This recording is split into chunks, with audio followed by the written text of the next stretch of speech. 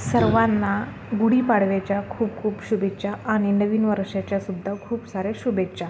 तर इथं बघू शकता तुम्ही, आता माझी तयारी चालू आहे. गुढी उभारून झालेली आहे आणि आता पूजेची तयारी करत आहे. तर सर्वांचीच आजच्या दिवशी खूप गडबड घाई असते आणि त्यातली त्यात लहान मुले बरोबर असली तर खूपच आपला गोंधळ उडून जात असतो. तर तसंच काहीतरी माझ्या बाबतीतसुद्धा घडत आहे. श्रीषाचा हा दुसरा गुढीपाडवा आहे. गेल्या वर्षी ती 3-4 महिन्याची होती गुढीपाडव्याच्या वेळेस, पण आता ती पूर्ण 16 महिने तिला आता कंप्लीट झालेले आहेत. तर ती आता प्रत्येक कामात आम्हाला मदत करत असते. तिच्या पद्धतीने ती मदत करत असते. तुम्ही इथं बघू शकता, मी इथं पूजा करते तरीसुद्धा ती मागे मागे मागे चालूच आहे. तिला साईडला गाणी लावून दिलेले आहेत, तरी पण ती तिथं थांबू शकत नाही आहे. तर असो, गुढी उभारून घेतली. पूजेलासुद्धा सुरुवात केलेली आहे. सर्वात आधी मी गणपती बाप्पांची स्थापना करून घेतली. त्यानंतर दिवा लावून दिव्याचीसुद्धा पूजा करून घेतली.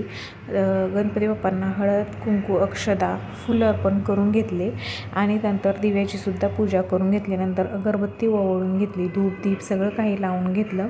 अशा पद्धतीने मी पूजा केली. त्यानंतर मी फक्त पूजेचाच व्हिडिओ शूट केलेला आहे. तुम्ही म्हणताल की नाही का, दिवसभराचं रुटीन, मला गुढीपाडव्याच्या दिवशी पूर्ण दिवसभराचं रुटीन शेअर करायचं होतं, पण ते काही जमलं नाही मला शूट करायला. स्वयंपाक वगैरे बरंच काही होतं सकाळपासून. तरी गुढी उभारण्यासाठी सुद्धा मला भरपूर वेळ झाला होता, उशीरसुद्धा झाला होता.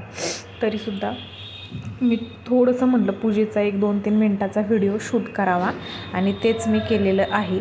माझी पूजा करून झाल्यानंतर यांनीसुद्धा पूजा करून घेतली श्रीषाला घेऊन. श्रीषासुद्धा पूजा करत होती. तिला हळद आणि कुंकू लावायला खूप आवडतं.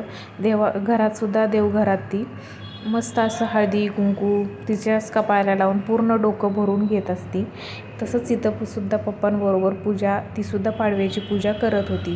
तर कधीकधी छान वाटतं की अशी लुडबुडमध्ये कधीकधी जास्त राग येतो, कधीकधी असं वाटतं तुझी तू बस, आम्हाला कामं उरकू दे, पण असं काही होत नाही, चालू असतं मध्ये.